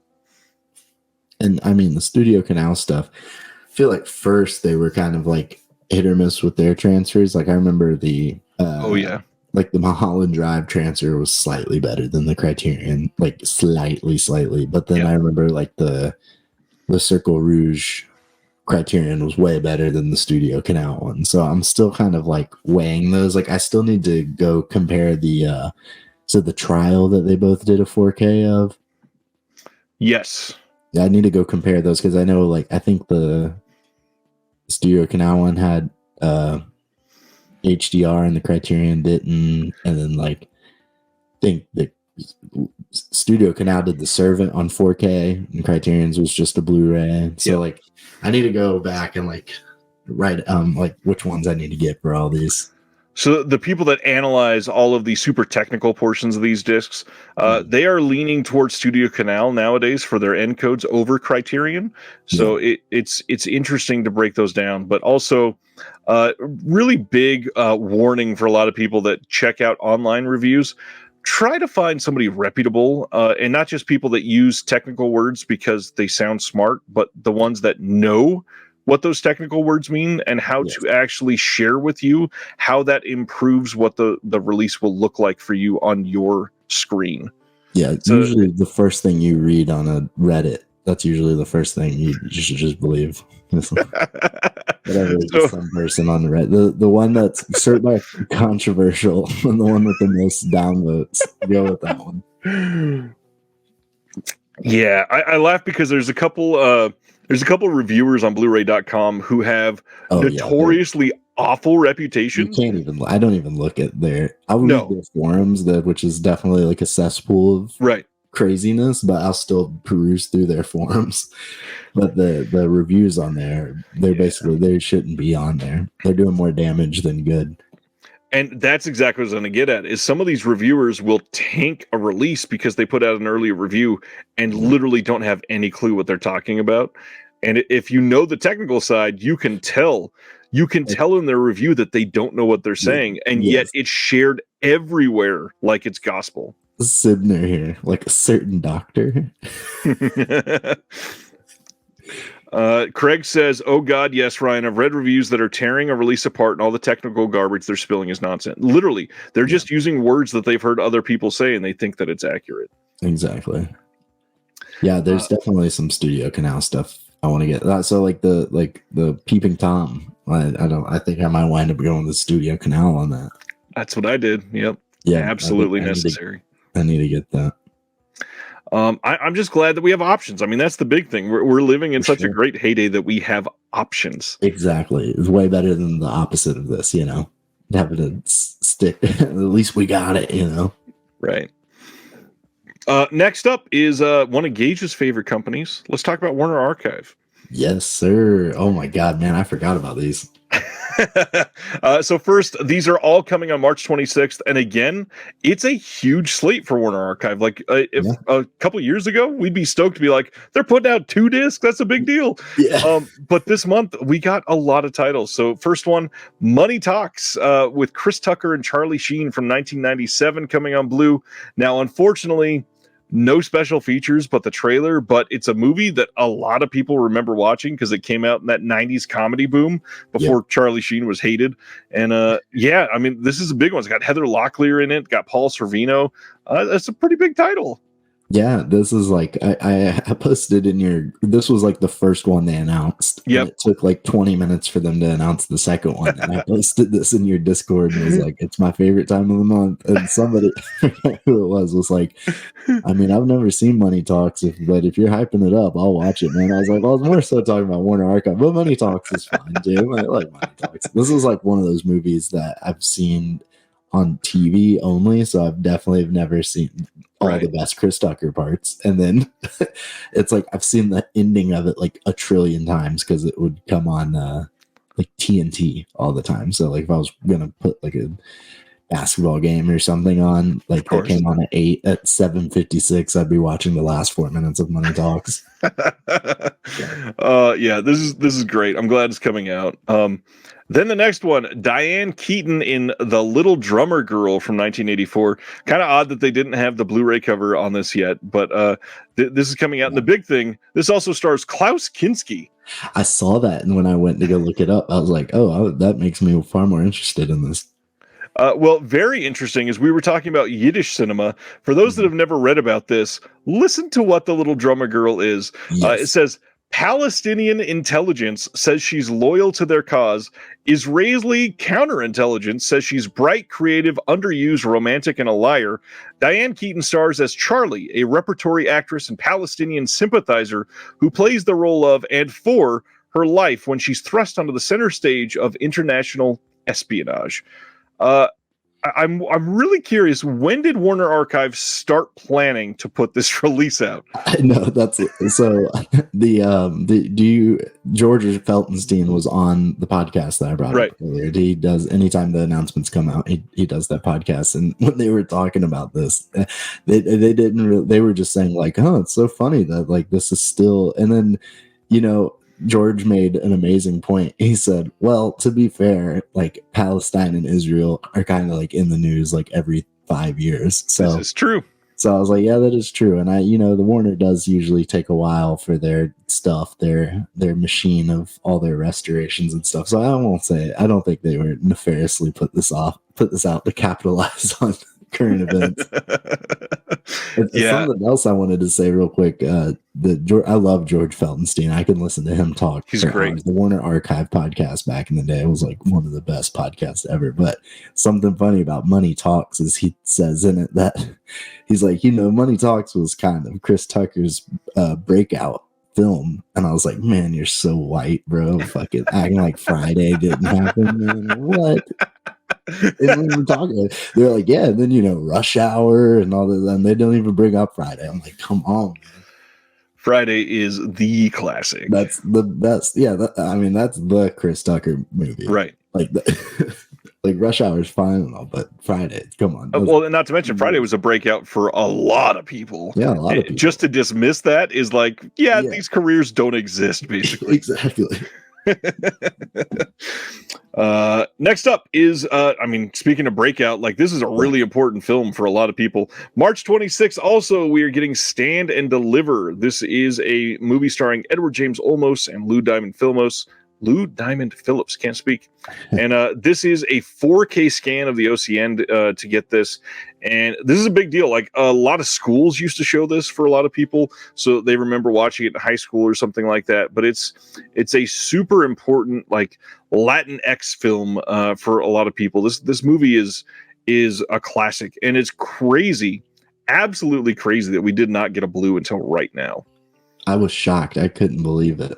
I was like, wow, this is never. I had to Google it to see if I had the same thing about Money Talks too. I couldn't believe that had never had a Blu-ray either. But yeah, this completes the double feature of the Romeo and Juliet that we got last year of the high school movie collection. So I'm sure there's probably 27 high schools in the United States that have Blu-ray players. They're definitely my high school, and I went there in 2014. I graduated. One of my American history teachers still had a laser disc player, and I always wanted to talk to him about it. And I'd be like, "Mr. Poole, where'd you get that laser? Where does it still work?" And he'd be like, "Shut the fuck up, dude!" Like, I'm like, dude, I want to know more about your laser disc. Like, why is that in here? That's hilarious. Yeah, this is awesome. This is great that it's getting a release, but I really kind of want to say something, and the people that I'm talking to will probably never listen to this, so I know it's fruitless to do this, but just so you can share, if you ever see people like this in the comment section, the number of people that saw this announcement and said, 4K scan, but no 4K disc, fuck that, I'm getting the 4K disc when they release it in 6 months. Warner Archive is never releasing Stand and Deliver on 4K UHD when they didn't even put it on Blu-ray until 2024. And not to mention, again, we talked about this recently, a 4K disc of Stand and Deliver would cost around 2 to 3 times as much as the Blu-ray release is going to cost them. They would lose money putting this on 4K. It does not make sense for them to put out a 4K disc of Stand and Deliver. Yeah, that's ridiculous.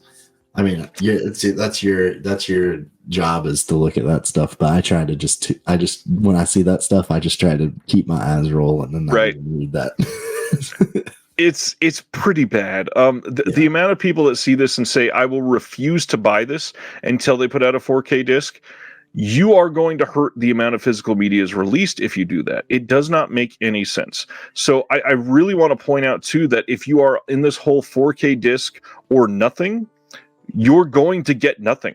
Period. We are going to lose out on proper physical media if you suddenly stop buying them because they are not 4K discs. All of us in here, I know everybody in the chat here, we all know what movies are going to come out in 4K and what aren't, you know. Right. Like, we understand stand to deliver. The chances of this getting a 4K are very low. Man, loving the comments, though. Craig says the 4K zombies scare me. I think Ronnie's got it nailed down, though. See, the thing is, a lot of people are stupid. Yes. Oh, man. Craig says, I worry that once we put one out, folks will expect all our releases to be 4K. And sadly, I think you're right, Craig. And I'm not trying to scare you away from it because I'm sure it will look amazing. Yeah, don't think that way. Put out a 4K, please. I mean, people are going to bitch anyways, you know? Right. So if you can do a 4K, do it. Anyways, we're not done with Warner Archive. Those people that complain. Getting excited for Gage here, I'm sure. Yes. Boob and Why Be Good from 1926 and 1929 are both coming out as a double feature of two silent film comedy classics. Gage, have you seen either of these? No. So let me tell you one of the reasons why. Why Be Good was a lost film for a long time. Long time. So when the announcements were coming out, like I said, so Money Talks got announced, and I posted it in the Discord, and then like 20 minutes passed before they put out their second announcement, and I got busy at work, and I had to like drive to like the bank and the post office and stuff for work, and so I was driving, so I didn't get to check my phone, and I finally got back to work, and I completely forgot that they were announcing stuff, and I opened it, and this was the first thing that was on my phone, and I like almost dropped my phone because at first I thought they were doing some kind of pre-code box set thing or something. I was like, whoa, what is it? And then I saw I was like, oh, this is silent movies. Like, that's even better because that means pre-code's definitely going to happen if they're going to start doing some silent classic double features. So. And then I saw the boob on there. That obviously caught my eye. I was like, is this a Melusine box set or is this a background box set? But then Why Be Good, I was like, holy shit, I've been waiting for this for so long.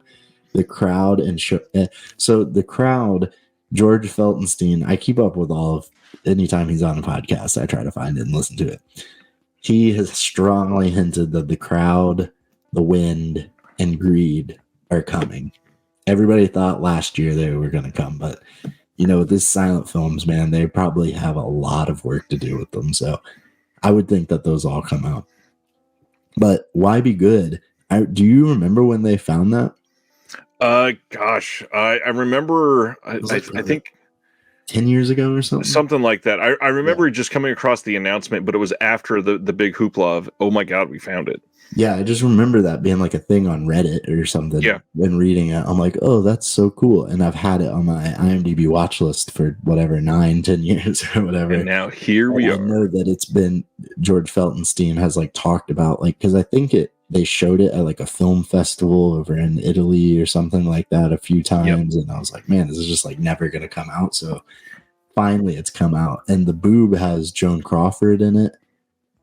And, she was in Our Dancing Daughters, which was a silent movie that came out last year. I watched that this year. It was a silent movie from 1928, and Why Be Good is a silent movie from 1929. So they're both of the sound era. So they actually do have Vitaphone discs that have real soundtracks on them. So they have sync sound, and so you get like some, you know, sound effects and stuff. Like if there's a crowd of people, they'll have woo like playing in the background, or whistles, or so, like someone saying hey, like stuff like that. So I'm really excited for Why Be Good. I cannot wait for that. So yeah, at the bottom of this it says Why Be Good is presented with its original synchronized Vitaphone soundtrack with synchronized music and sound effects, and that alone, the fact that we have that from almost 100 years ago, is nuts. Because, you know, there's lots of movies that the Vitaphone discs still survive for them, but not the films, because the discs were slightly more durable than film were. So the fact that we have the matching pair. Oh, thanks, Dan. I appreciate that. Let's see. I'm not that wise. Matthew says, I'm waiting for the boob and why be good on 4K with upgraded Atmos sound. I would buy that. Oh man. I mean, maybe, yeah. I mean, Warner Archive does amazing jobs with their restoration. So, speaking of amazing jobs, I think this is the last one that we have from them. Let me. No, I know. Oh no, there's one more after this. That's right. Yeah, there's at least one or two more. So this one, They Drive by Night, is in 1940. We got George Raft, Ann Sheridan, Ida Lupino, and Humphrey Bogart. Those little scrappy actors that you may have heard of. This one is coming out with a brand new 2024 HD master from a 4K scan of the original nitrate camera negative. And we got some special features on this one. We got a featurette called Divided Highway, the story of They Drive by Night.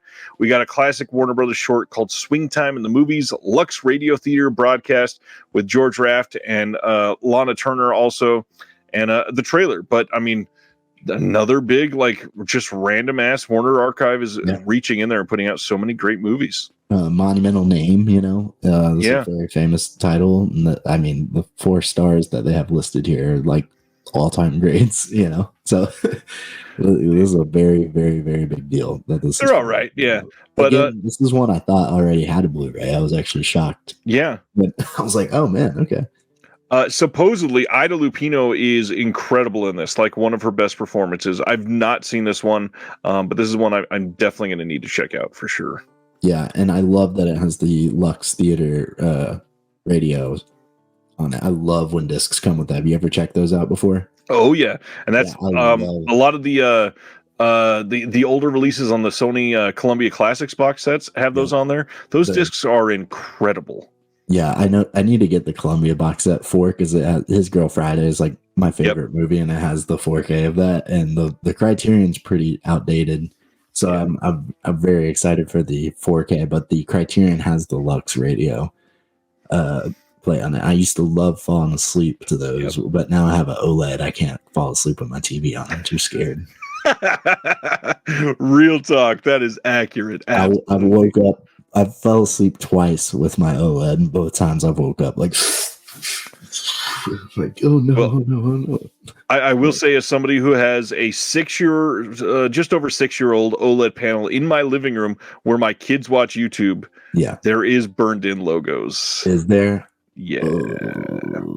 6-year-old OLED though, the technology's got a lot better. So the next time you buy an OLED, you 100% won't have to deal with that. 100%. Sivner's saying, man, I missed the Warner Archive 4 for 44 sale.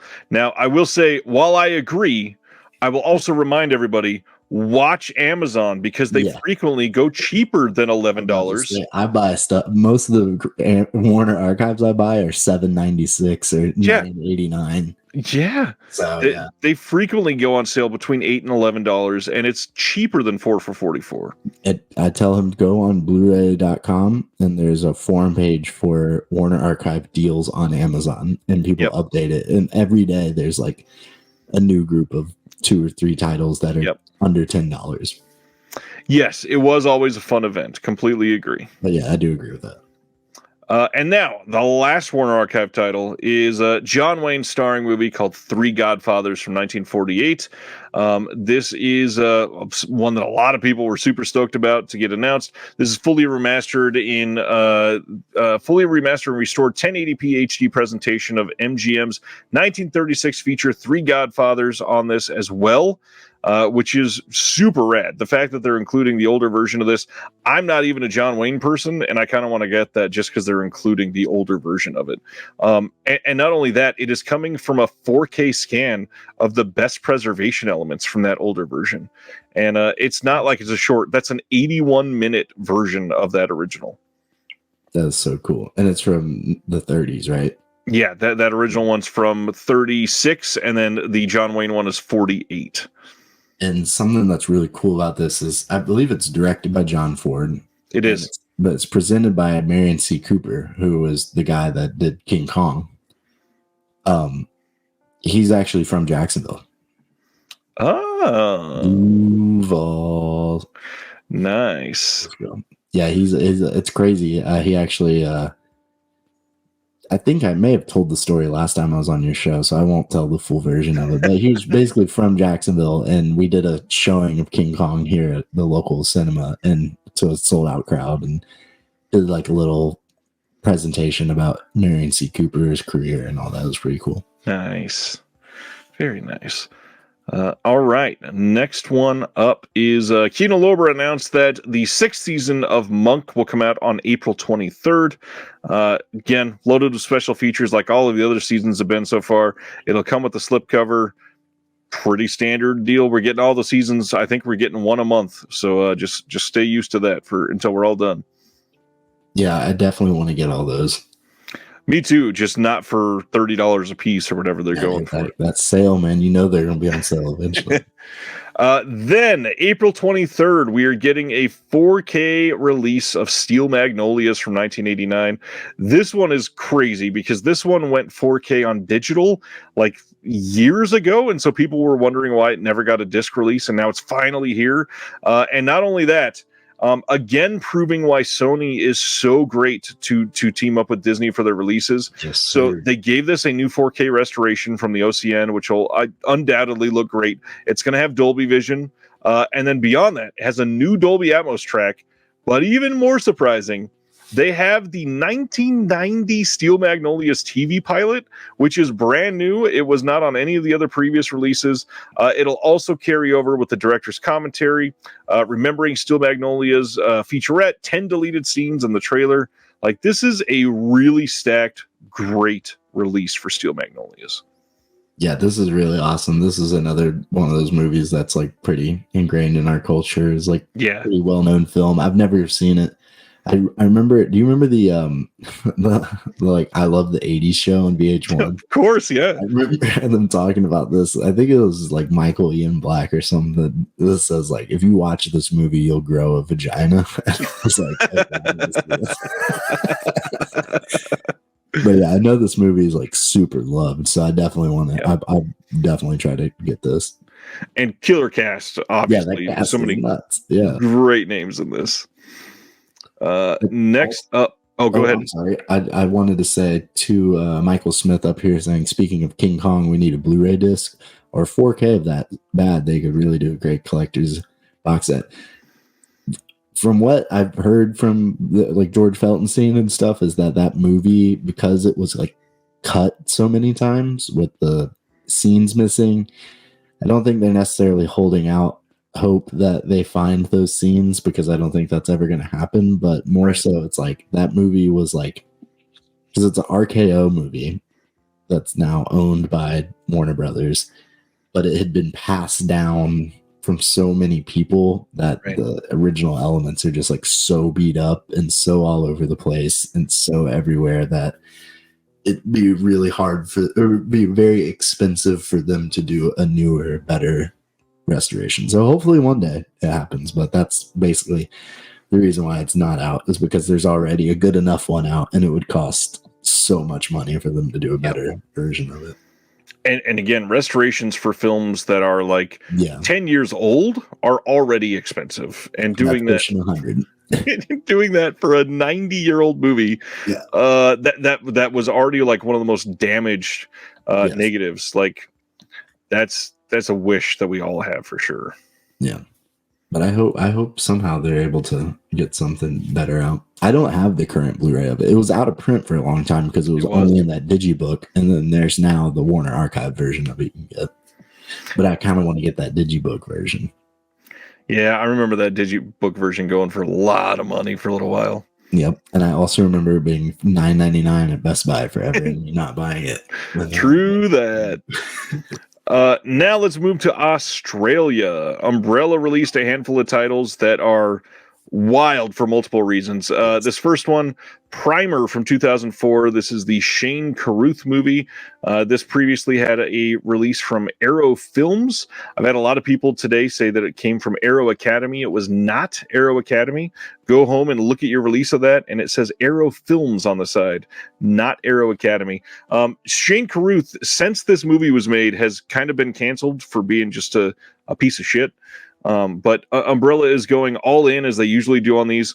This is coming on Blu-ray on May 22nd, by the way, but this will have a 48-page book with an essay by the author and editor Simon Sellers, Q&A with the director, behind-the-scenes experiences and art. It's going to have a new commentary by Andrew Frost, who's a sci-fi expert and author. There's a new video essay by Simon Foster. We got some other archival sets on here, but again, you don't have to buy the crazy big set. There is a standard release of this, so there are options.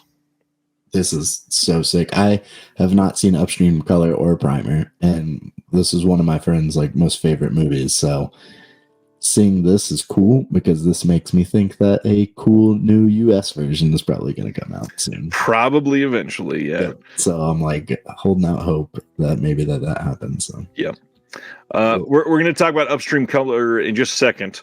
The next one they announced is the most random thing. Like, I understand they're putting out some Larry Clark titles, but they are releasing a wild collector's edition of Harmony Korine's Trash Humpers from 2009. I do not understand how this possibly is getting this amazing of a release, but this is awesome. I'm a huge fan. Really? Well, I mean, he's fairly local. I've never seen the movie, but I'm a huge fan of Harmony Korine, and so like anything that he does, I'm all about getting some crazy shit like this. Is perfect. Harmony's a big Florida boy too. Yeah, he may have a movie in the 2013 list tonight. Interesting. So Trash Humpers is coming. It's going to have also a VHS release in this with a full-length feature of Trash Humpers with a custom slipcase on it. It's going to have a 48-page book with an essay by film writer and programmer Jack Sargent. There's an essay by Fergus Greeley in it, some behind-the-scenes stuff.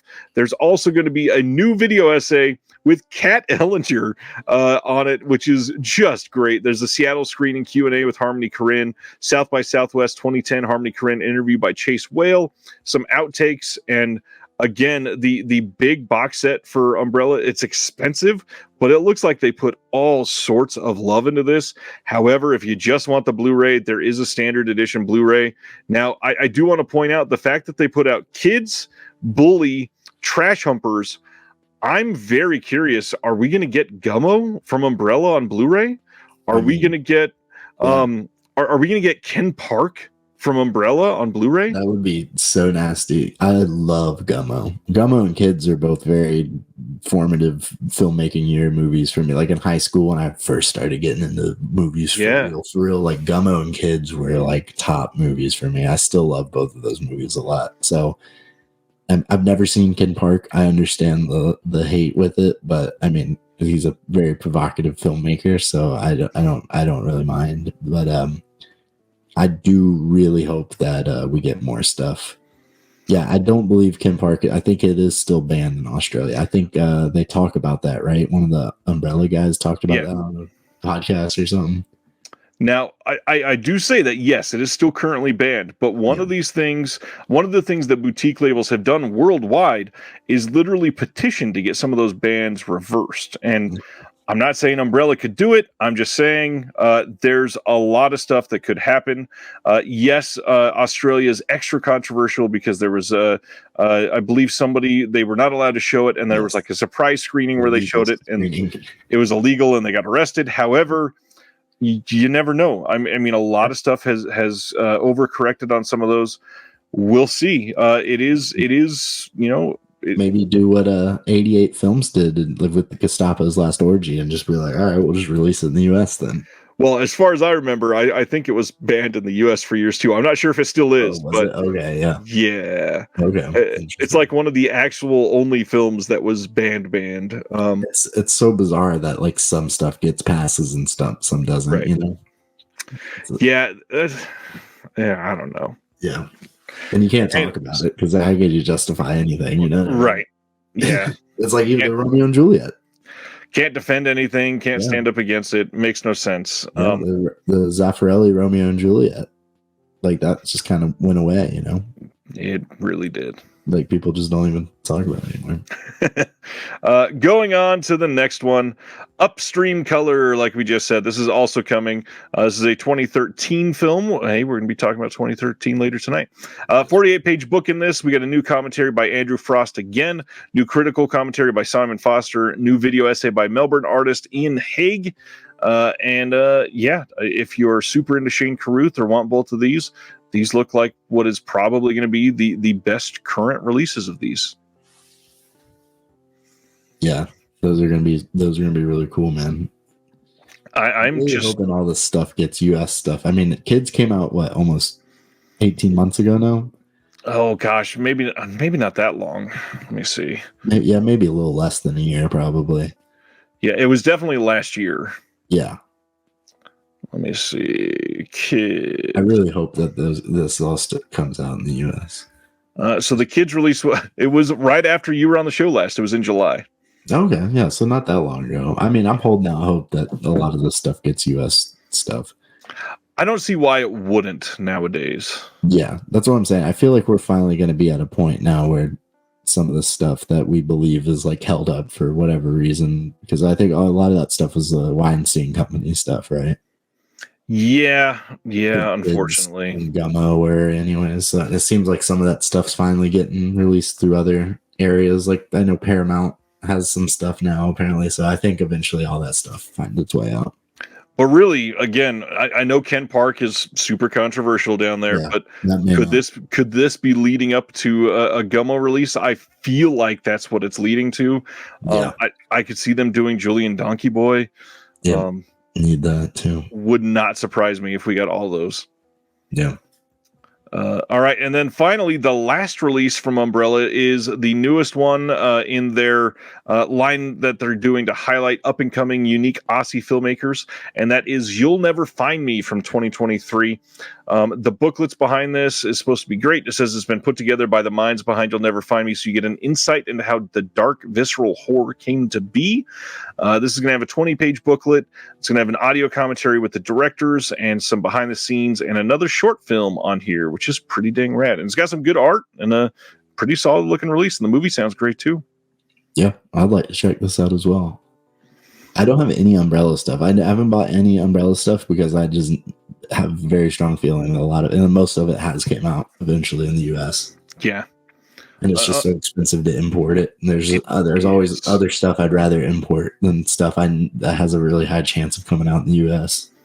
Well, and the other thing is the standard editions show up at like Orbit or something, but even then they're like $30 a piece. Yep, $29.99, which is tough. Yeah.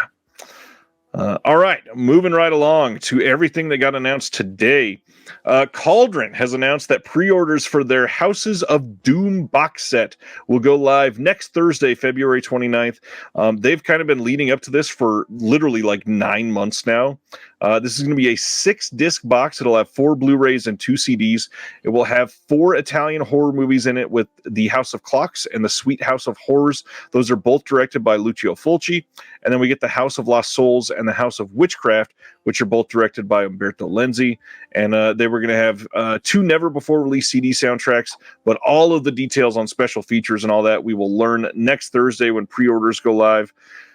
This is going to be a big deal. This is insane. I hate Cauldron so much because they always announce stuff when I'm like the brokest. They're like, don't forget, in 6 days we're going to be putting out all this stuff, and I'm like at cool. my worst point in my life.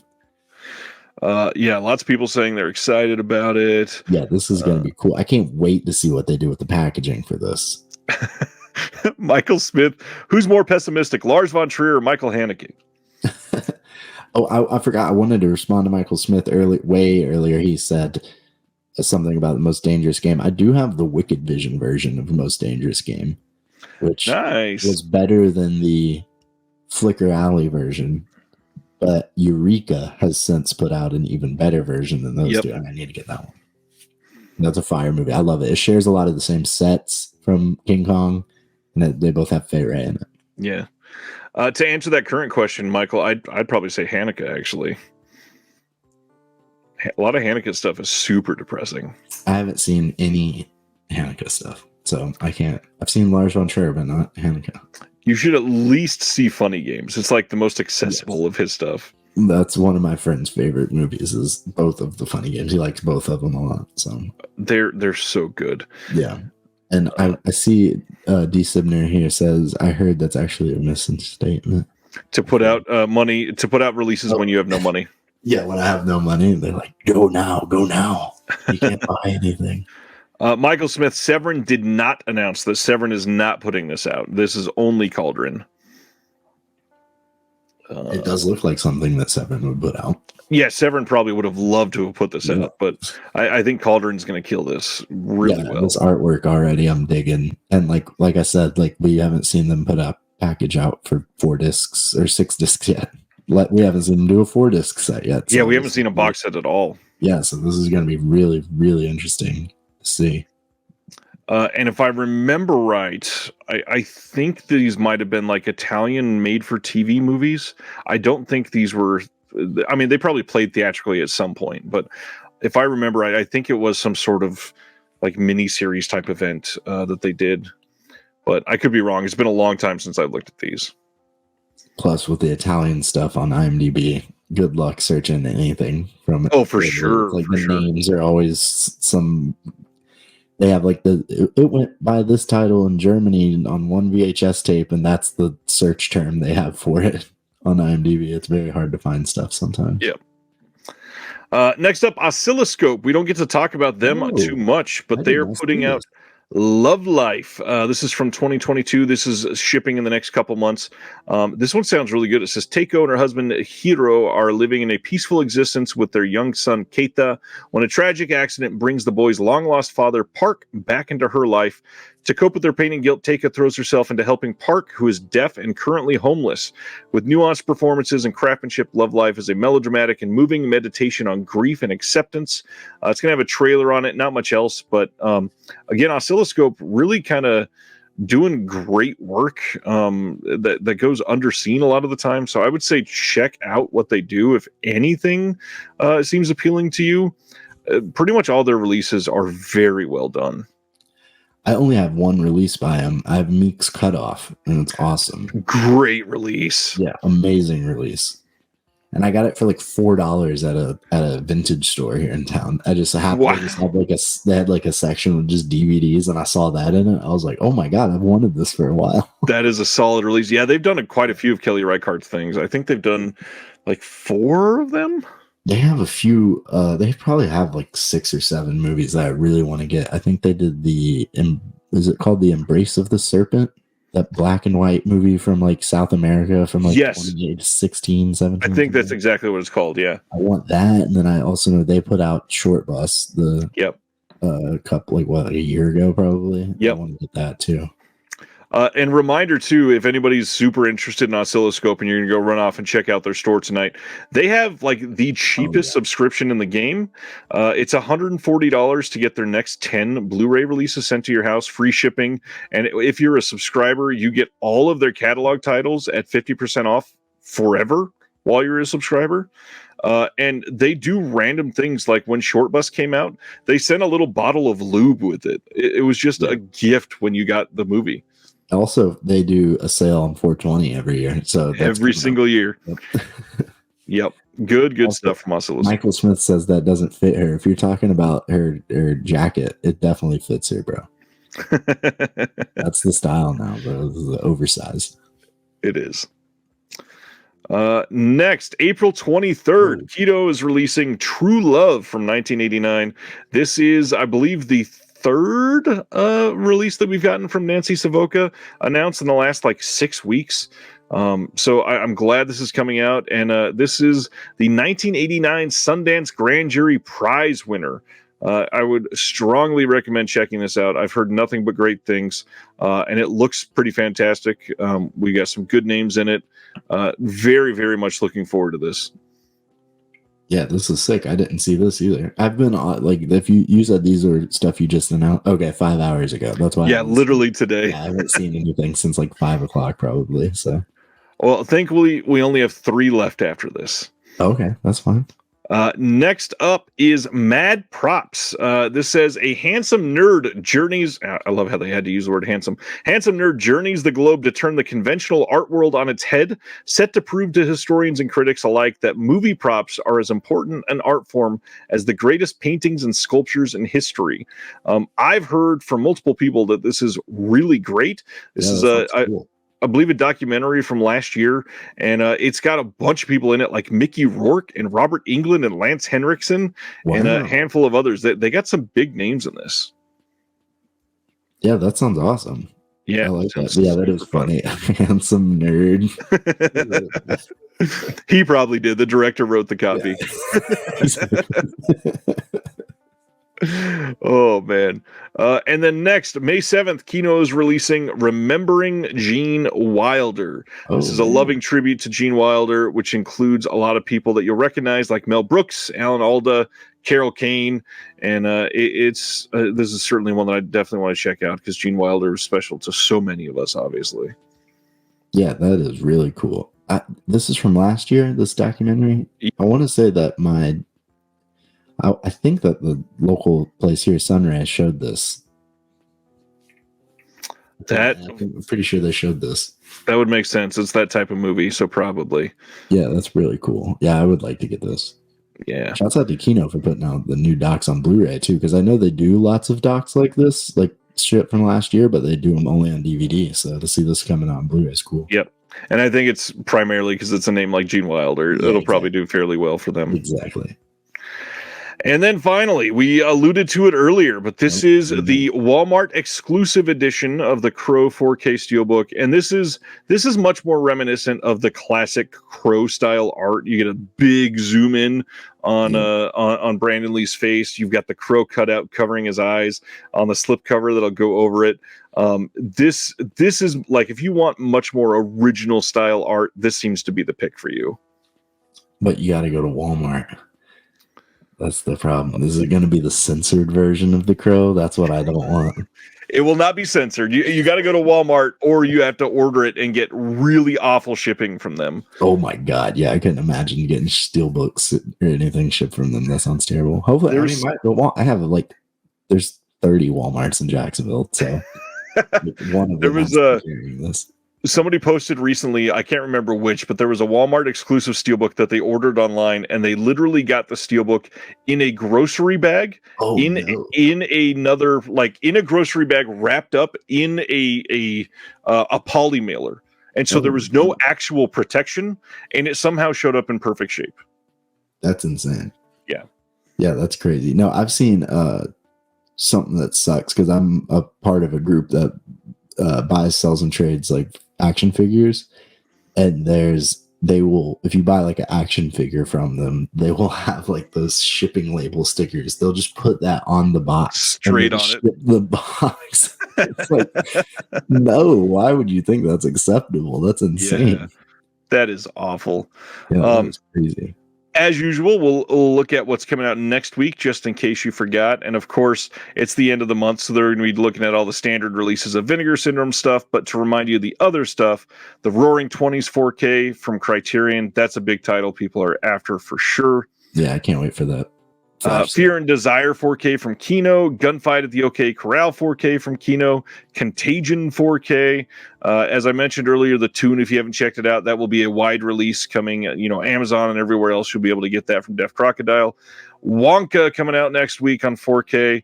Some Severin standards, and then Wonka and they Willy right now. Click like. Dream Scenario coming out next week. I'm dying to see this one. I love me some Nick Cage. That same Sunray showed that too. My local theater, they showed that. Nice. So but for a week. I'm so mad I missed it. It's so short. Is it? Just 1 week. That's such a short run. Movie's like short or something. No. I know 1 week. Yeah, a lot. I mean, unfortunately, that's like how all these like smaller films are like that now. Black Knight Killers from Radiance is coming next week. All Quiet on the Western Front. This was the same disc that was released last year on Mediabook. You can get this now in a Steelbook. VHS 85 is coming out next week. Migration 4K about to drop, which, again, I don't talk about modern animation as much. This movie was surprisingly good. It was pretty damn funny. Wanted to go see that in theaters, and we missed it. I want to see that bad. It was shockingly good. It looks good. I love ducks too, so I fuck with that. Nice. And then also that classic Tokotsu collection. Yeah. Tokusatsu. I want to get that. Really? Yeah. Badly. It was a Shout Factory exclusive that dropped, and you could pre-order it immediately. And I think they had 600 posters, 2,500 print run, and the posters sold like immediately, which shocked that this thing sold so quickly. Yes, I really want to get that because those films look sick in it. They do. Film Noir, The Dark Side of Cinema 17 from Kino coming out next week. Monk, the 4th season next week. Let's see. We've got all the other Vinegar Syndrome and OCN stuff. The Magnificent 7 4K Steelbook. That will be at Walmart. Next Goal Wins. The Whip in the Body from Kino getting re-released next week. Alonzon Fan from Radiance also. Dragonheart 4K Steelbook. Sophie Scholl, The Final Days. Had not heard about that one other than that release that was listed here today. The Golden Coach coming out from Raro next week. That's a big one people are after. Yeah, that's a Criterion. And yet now Raro will have the most up-to-date and best release of that. Wild. Welgo putting out The Moon from last year, which has gotten some pretty decent reviews. I would suggest looking into that maybe. The Jean Moreau Filmmaker box set is releasing next week. I know we talked about that a couple of months ago. Don't want people to forget about that, though. Not much else except at the very bottom. I really wanted to highlight for everybody. Don't forget, Joel Osteen, You Are Stronger Than You Think. Dude, I don't need that. I could just turn on the TV right now and watch it. He's on all fucking day. Yes, Craig, Kinzata is showing in Kansas City on March 6th, and I have already looked into it, and I'm hoping to go. I need to get some Deaf Crocodile shit to get shown at Sunray here in Jacksonville. I did see their restoration of Assault on Precinct 13 at Sunray. They showed that. Nice. I did get to see that. That was really cool to see the Deaf Crocodile logo on the big screen. When are we getting that on disc, please? That restoration looks awesome. And I do love ducks. Michael Smith, John Moreau for the win because it has a documentary on Lillian Gish, my favorite silent star. That is really cool. Nice. Yeah, I would like to. I didn't know that. That's cool. That makes me want to get that more. Joel Osteen motivates me to vomit. He's terrifying. That's like me, my mom and I growing up. You know who Peter Popoff is? Oh, why do I know that name? He's just a televangelist. He's like the guy. Oh, probably, yeah. He sells like the miracle spring water. Like, oh, that guy, yeah. Cows and stuff. He is so fucking scary looking. But we would watch that shit. Just like my mom would. Me and her, me be like 8 years old, her and I up at 2 a.m. just watching it, be like, this is so crazy. I do strongly recommend nobody watch any Joel Osteen stuff, by the way. That was a joke. I hope that came through. Unless you want to be terrified. He scares me. He's for like an evil anime villain looking. Yeah. Especially that giant smile. Yeah. Oh, God. Thank you for watching The Disconnected. On the way out, make sure that you are subscribed to the channel, that you've liked the video, and that you've copied the link to be able to share with someone else that may appreciate this.